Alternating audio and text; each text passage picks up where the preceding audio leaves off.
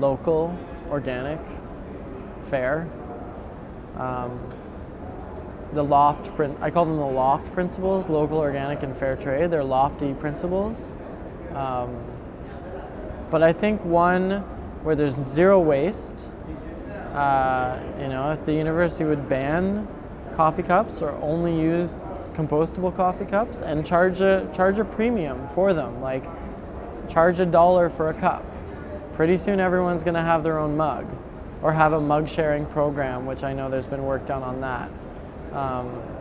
So zero waste, as local as possible, and also Concordia doesn't have an agricultural sciences program like McGill, but there is a big interest in urban agriculture, and if we're all doing a bit more on our own to grow even just a portion of our own food, we could take a lot of the burden off.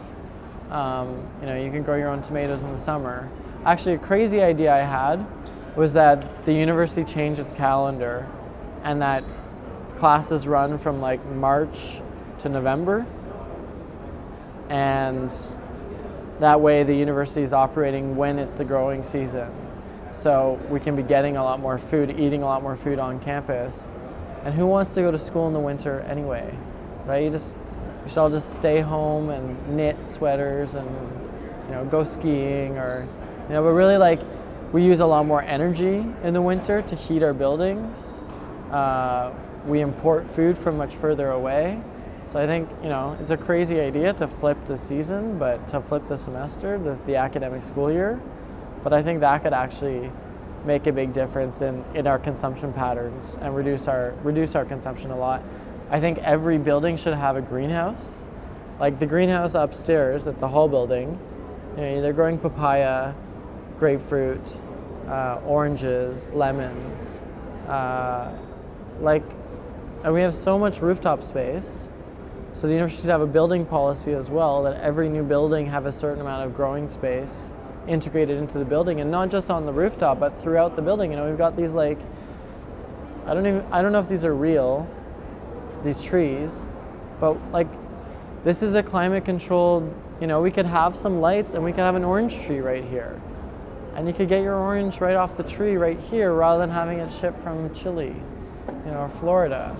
So I think just if the university decided it wanted to, it could do so much. There's very smart people that are running the university. And that was a big revelation that I had when I was a student, because I was doing sustainable transportation. And I was trying to come up with the perfect sustainable transportation system for the university. And I realized that I couldn't. But I could sit down and show examples to senior architects and planners of what was happening at other universities, and they could figure it out. If they were inspired, if they thought that it was important. I wouldn't be able to come up with a perfect plan for them as a 22-year-old undergraduate. But this 45-year-old architect who's actually designing the university, if she was inspired, she could actually change things. So I think that's a big important thing too, is that we just need to get a lot more inspired and really inspire each other to do our best, rather than having these really oppositional politics that often manifest, where it's do what I say kind of thing, rather than imagine what we could do. But I don't know, it seems like it's trending in that direction now, and that as more and more people realize sustainable food systems benefit everybody.